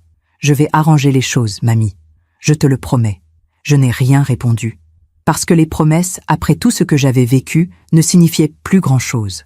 Ce qui comptait, c'était les actes, le temps, la constance. Et le temps, justement, allait se charger de montrer qui était qui. Septembre est arrivé. Le mois où Lucien devait commencer sa spécialisation. Le mois où tout devait continuer comme prévu. Sauf que rien n'était plus comme prévu. Chloé m'a appelé un soir. Sa voix était fatiguée. « Salomé, je voulais te tenir au courant. Lucien a dû trouver un travail. » « Un travail ? » ?»« Oui, à l'hôpital. Des gardes de nuit. Pour payer sa spécialisation. L'université a accepté de le laisser entrer. Mais il doit payer lui-même maintenant. C'est bien. C'est dur pour lui. Il travaille presque toutes les nuits. Il dort à peine. Il dit qu'il n'a jamais été aussi fatigué de sa vie. J'ai fermé les yeux. Une partie de moi, une petite partie, avait mal pour lui. Mais une autre partie, plus grande, plus sage, savait que c'était nécessaire. Il apprend. Apprend quoi? À porter, à se débrouiller, à comprendre que rien ne tombe du ciel. Chloé a soupiré. Tu as raison, mais c'est difficile à regarder. Oui, c'est toujours difficile de voir quelqu'un qu'on aime souffrir, mais parfois, c'est nécessaire. Elle a raccroché peu après, et moi, je suis restée là, dans mon appartement, avec ce sentiment étrange. Pas de la joie, pas de la satisfaction, juste de la sérénité. Parce que je savais que ce que Lucien vivait maintenant, cette fatigue, cette difficulté, ce poids, c'était exactement ce que j'avais vécu pendant 7 ans. Sauf que maintenant, il le vivait lui-même. Il comprenait, pas avec sa tête, mais avec son corps, avec ses nuits blanches, avec ses mains qui tremblèrent de fatigue. Il comprenait ce que signifiait payer. En octobre, j'ai reçu une visite inattendue. On a sonné un dimanche après-midi. J'ai ouvert la porte. C'était Françoise. Je ne l'avais jamais vraiment vue de près, juste sur des photos. Mais là, elle était devant moi. Grande, élégante, avec ses cheveux blancs parfaitement coiffés et ses vêtements luxueux. Elle portait un manteau beige en cachemire et un foulard Hermès. Elle avait l'air mal à l'aise. « Bonjour Salomé. Bonjour Françoise. » On s'est regardés. 2 femmes, 2 grands-mères, 2 mondes. « Je peux entrer ?» Bien sûr. Elle est entrée. Elle a regardé autour d'elle. L'appartement simple. Les murs vides. La petite table. Elle a tout vu. Et j'ai vu dans ses yeux qu'elle comprenait. On s'est assises. J'ai préparé du thé. En silence, elle attendait. Les mains posées sur ses genoux. Parfaitement droite, parfaitement composée. J'ai servi le thé. Puis, je me suis assise en face d'elle. « Pourquoi es-tu venue, Françoise ?» Elle a pris une grande inspiration. « Je voulais te parler. De Lucien, de ce qui s'est passé. Je t'écoute. » Elle a baissé les yeux. « Chloé m'a tout raconté. Ce que tu as fait, ce que tu as donné. Je ne savais pas. Tu ne savais pas parce que personne ne te l'a dit. Oui, mais j'aurais dû me poser des questions. Tu aurais dû quoi? Refuser quand Lucien t'a remercié sur scène? Refuser les applaudissements? Refuser la place que tout le monde te donnait? Elle a relevé la tête. Ses yeux étaient humides. Je ne savais pas que c'était ta place. Je sais. On est resté en silence un moment. Le thé fumait entre nous. Puis Françoise a repris. J'ai toujours voulu être une bonne grand-mère. Après la mort de mon mari, j'étais seule.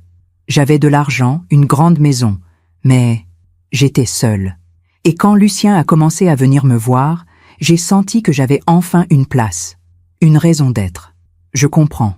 Alors j'ai donné des cadeaux, de l'argent, de l'attention, parce que c'était tout ce que j'avais à offrir. Et c'est bien. Ce n'est pas un crime d'être généreuse. Elle m'a regardée, surprise. Tu ne m'en veux pas? T'en vouloir de quoi? D'avoir aimé ton petit-fils? D'avoir voulu l'aider? Non, Françoise, je ne t'en veux pas. Mais, sur scène, ce jour-là, quand il m'a appelée, quand il m'a remerciée devant tout le monde, sa voix s'est brisée. J'ai eu un moment de joie, un moment où je me suis sentie importante. Mais après, quand j'ai appris la vérité, j'ai eu honte, tellement honte. Les larmes ont coulé sur ses joues. Elle les a essuyées rapidement, élégamment, comme on lui avait appris. Cette joie n'était pas la mienne. Cette place n'était pas la mienne. J'ai tendu ma main. J'ai posé ma main sur la sienne. Françoise, tu n'as rien fait de mal. Tu as juste pris la place qu'on te donnait. Mais je t'ai volé ta reconnaissance.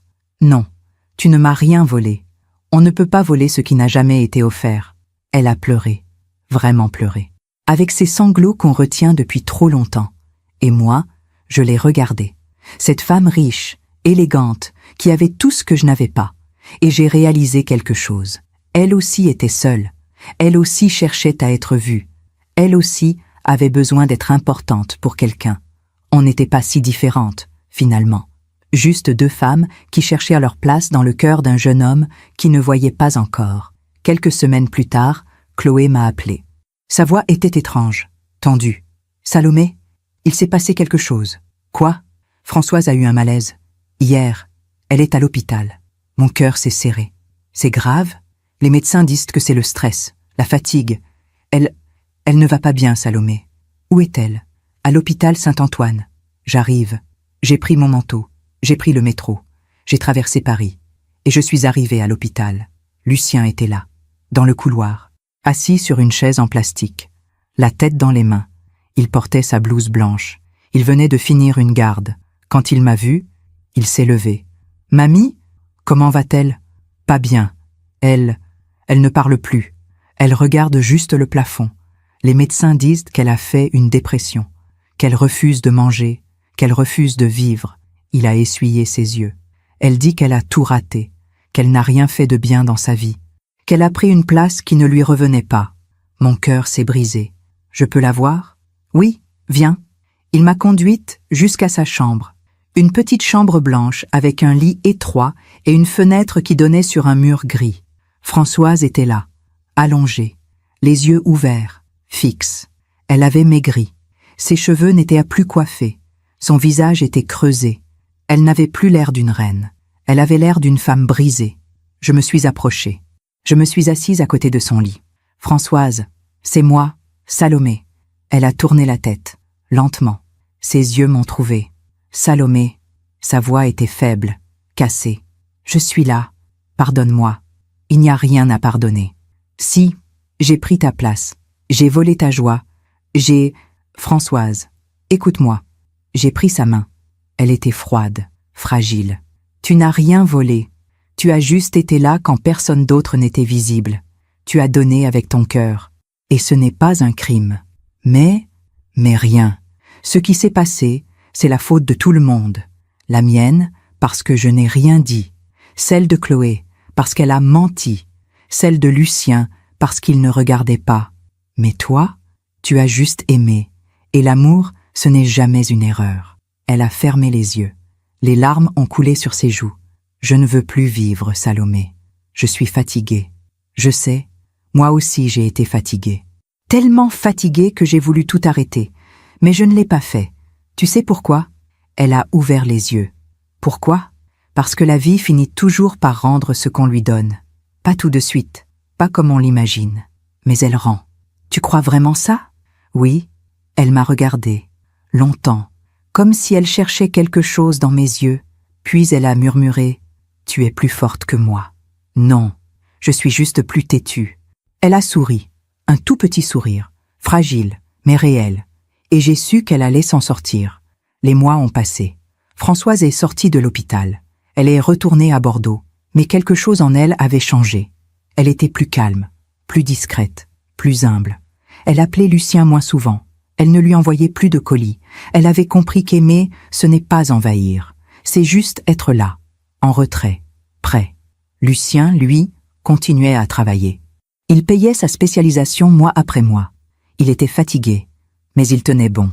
Et parfois, il venait me voir. Pas souvent. Mais quand il venait, c'était différent. Il restait. Il parlait. Il écoutait. Il me regardait. Un soir de décembre, il est arrivé avec un paquet. « Tiens, mamie, c'est pour toi. »« Qu'est-ce que c'est ? » ?»« Ouvre. » J'ai ouvert. C'était une photo encadrée. Une photo de nous deux. Prise il y a longtemps. Quand il était petit. On était dans mon appartement. Il tenait ma main. On souriait. Je l'ai retrouvé chez maman. Je voulais que tu l'aies. J'ai regardé cette photo. Ces deux visages. Cette main d'enfant dans celle de la grand-mère. Et j'ai pleuré. « Merci mon chéri. »« Non, mamie. C'est moi qui te remercie. Pour tout. » On s'est regardé. Et pour la première fois depuis longtemps, j'ai senti que j'existais. Pas parce que j'avais payé, pas parce que j'avais donné, mais parce qu'il me voyait enfin. Un jour de janvier, j'ai reçu une lettre. Une lettre de Françoise. Elle était écrite à la main, d'une écriture élégante mais tremblante. « Chère Salomé, je t'écris pour te dire quelque chose que je n'ai jamais su dire de vive voix. Merci. Merci de m'avoir pardonné. Merci de m'avoir parlé ce jour-là à l'hôpital. Merci de m'avoir rappelé que l'amour n'est pas un crime. Depuis notre conversation, j'ai beaucoup réfléchi. J'ai compris que pendant toutes ces années, j'ai cherché à acheter l'amour. Parce que j'avais peur. Peur d'être seule. Peur de ne pas être assez. Mais tu m'as montré qu'aimer, ce n'est pas donner pour recevoir. C'est juste donner. Sans attendre. Sans compter. Je ne serai jamais aussi forte que toi. Mais je vais essayer d'être meilleure. La vie m'a traitée de folle ce jour-là sur scène. Elle m'a donné une joie qui ne m'appartenait pas. Et des années plus tard, elle me l'a reprise, dans ce couloir d'hôpital, avec ce regard vide que j'avais sur le plafond. La vie finit toujours par rendre ce qu'on lui donne. Merci de me l'avoir rappelé. Avec toute mon affection, Françoise, j'ai replié la lettre, lentement. Et j'ai compris. Le karma n'est pas une vengeance. Ce n'est pas une punition. C'est juste un équilibre. Françoise avait reçu des applaudissements qu'elle ne méritait pas. Et la vie lui avait montré, dans ce lit d'hôpital, ce que c'était de perdre tout ce qu'on croyait avoir. Lucien avait oublié celle qui avait tout donné. Et la vie lui avait montré, dans ses gardes de nuit épuisantes, ce que c'était de payer. Et moi, j'avais tout donné en silence. Et la vie m'avait rendu la paix, pas la reconnaissance que j'attendais, pas les remerciements que j'espérais, mais quelque chose de plus profond. La certitude que j'avais fait ce qu'il fallait. Pas pour être vu, mais parce que c'était juste, et que maintenant, je pouvais me reposer. Avez-vous déjà vu la vie rendre ce qu'on lui donne? Avez-vous déjà compris que le karma n'est pas une vengeance, mais juste un équilibre? Racontez-moi. Le printemps est revenu, comme il revient toujours, indifférent à nos drames, à nos douleurs, à nos cicatrices. Je suis assise devant ma fenêtre, la même fenêtre que j'ai regardée pendant tant d'années, les mêmes toits de Paris, les mêmes cheminées, les mêmes pigeons. Mais quelque chose a changé. Ce n'est pas Paris qui a changé, c'est moi. J'ai 66 ans maintenant. 1 an a passé depuis cette cérémonie. 1 an depuis ce jour où j'ai compris qu'on pouvait mourir debout, en souriant, pendant que des centaines de personnes applaudissent ton effacement. 1 an. Et pourtant, c'est comme si j'avais vécu une vie entière depuis. Mon appartement n'est plus vide, pas rempli de luxe, pas décoré comme un magazine, mais habité. J'ai racheté quelques petites choses, des cadres avec de nouvelles photos, un tableau que j'ai trouvé au marché aux puces, pas cher mais joli, une nappe brodée, des coussins pour le canapé, des petites choses qui disent « quelqu'un vit ici, quelqu'un qui compte ». J'ai aussi recommencé à sortir, pas beaucoup. Je ne suis pas devenue une femme mondaine du jour au lendemain, mais je vais au cinéma, je vais au musée, je prends un café en terrasse et je regarde les gens passer. Je vis, pas une grande vie, pas une vie spectaculaire, mais une vie à moi. Une vie où je ne me sacrifie plus pour exister dans le regard des autres. Une vie où j'existe, simplement, parce que je respire. Lucien vient me voir maintenant, 1 fois par semaine, parfois plus. Il arrive le samedi après-midi, après ses gardes. Il est fatigué, il a les traits tirés, mais il sourit quand il me voit. On prend le thé ensemble, on parle, de tout, de rien, de ses études, de ses patients, de ses peurs, de ses espoirs, et il écoute. Il me pose des questions sur ma vie, sur mon mari, sur mon fils, sur ces années qu'il n'a jamais connues. Un samedi, il m'a dit « Mamie, je peux te demander quelque chose ?»« Bien sûr. Pourquoi tu n'as rien dit pendant toutes ces années? Pourquoi tu n'as jamais dit que c'était toi qui payais ?» J'ai réfléchi, longtemps, parce que j'avais peur. Peur de quoi? Peur que tu te sentes obligé, peur que tu m'aimes par devoir, pas par choix. Peur que si je disais quelque chose, tu me remercies juste parce qu'il le fallait, pas parce que tu le sentais. Il a hoché la tête. Je comprends. Mais j'ai eu tort. Il a levé les yeux, surpris. Tort? Oui. J'ai eu tort de croire que le silence était de la générosité. Le silence, c'est juste du silence. Et le silence, ça rend invisible. Il a pris ma main. Je suis désolée de ne pas t'avoir vu. Je sais. Mais maintenant, tu me vois. Et c'est tout ce qui compte. On est resté comme ça, main dans la main, dans le silence. Mais ce n'était plus le silence de l'effacement, c'était le silence de la paix. Françoise m'écrit de temps en temps, pas souvent, mais ses lettres sont belles, sincères, humbles. Elle me raconte sa vie à Bordeaux, son jardin qu'elle essaie de replanter, ses voisins qu'elle commence à connaître, sa solitude qu'elle apprivoise. Dans sa dernière lettre, elle m'a écrit « Tu sais, Salomé, pendant longtemps, j'ai cru qu'avoir de l'argent suffisait, que je pouvais acheter l'amour avec des cadeaux, des voyages, des attentions. Mais tu m'as montré que l'amour, ça ne s'achète pas. Ça se mérite. Pas par ce qu'on donne, mais par qui on est. Merci de m'avoir appris ça, même si ça a fait mal. » J'ai souri en lisant ces mots. Parce qu'au fond, Françoise et moi, on a appris la même leçon, juste de côtés différents. Elle a appris qu'on ne peut pas acheter l'amour. Et moi, j'ai appris qu'on ne peut pas se sacrifier jusqu'à disparaître. 2 femmes, 2 erreurs, une même vérité. Chloé aussi a changé. Elle m'appelle souvent. Elle vient me voir. On parle. Vraiment. Un jour, elle m'a dit « Salomé, je m'en veux tellement. » De quoi?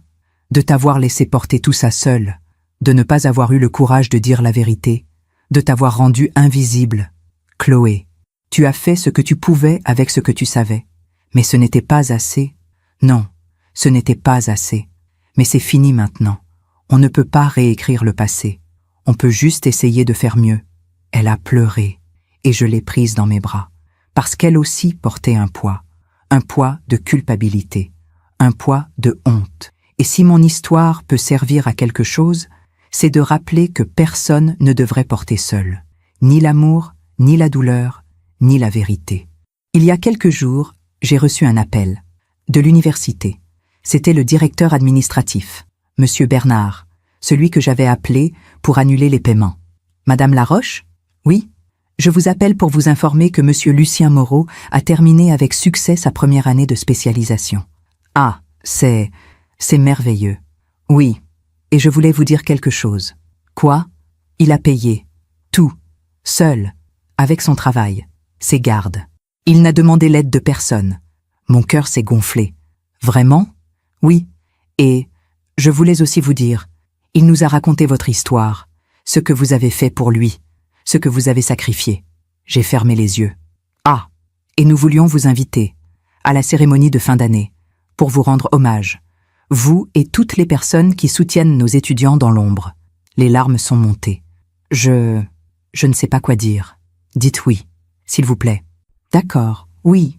J'ai raccroché et j'ai pleuré. Pas de tristesse, pas de douleur, de soulagement, parce qu'enfin, on me voyait. Pas pour me remercier, pas pour m'applaudir, mais pour reconnaître que j'avais existé, que j'avais compté, que j'avais porté, et que même si personne ne l'avait vu pendant longtemps, ça n'effaçait pas la réalité. J'avais été là. La cérémonie a eu lieu hier. Cette fois, j'étais au premier rang. Pas parce que j'avais exigé d'y être, mais parce qu'on m'y avait invité, parce qu'on m'avait réservé une place. Lucien était sur scène avec d'autres étudiants. Il portait sa blouse blanche. Il avait l'air fatigué, mais fier. Le directeur a pris le micro. Avant de terminer, je voudrais rendre hommage à quelqu'un.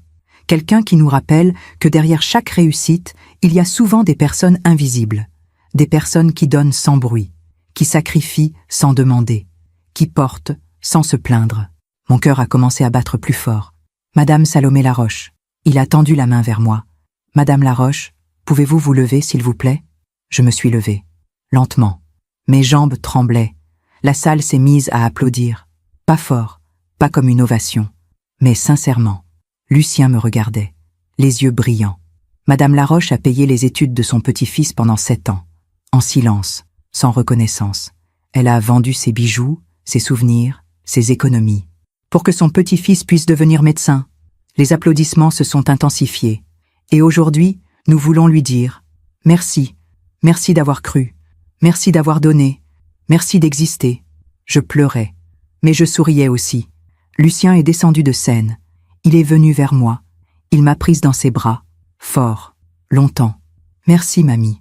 Merci pour tout. » « De rien, mon chéri. » On est resté comme ça, enlacés, pendant que la salle applaudissait. Et pour la première fois depuis longtemps, j'ai senti que j'étais à ma place. Pas invisible, pas effacée, juste là. Ce soir, je suis rentrée chez moi. J'ai préparé mon thé. Je me suis assise devant la fenêtre. Paris s'endormait. Les lumières s'allumaient une par une.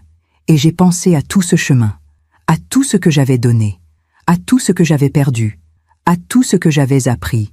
J'ai pensé à cette femme que j'étais il y a 1 an.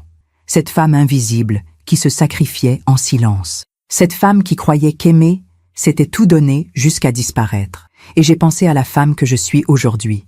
Cette femme qui a appris à dire stop. Cette femme qui a compris que l'amour, ce n'est pas l'effacement, c'est l'équilibre.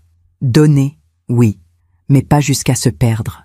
Aimer, oui, mais pas jusqu'à s'oublier. Exister, oui, même si personne ne regarde.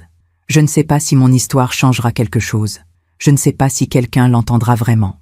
Mais si une seule femme, une seule, lit ces mots et se reconnaît, si une seule femme comprend qu'elle n'a pas à disparaître pour être aimée, alors tout cela aura eu un sens, parce que nous sommes nombreuses, tellement nombreuses.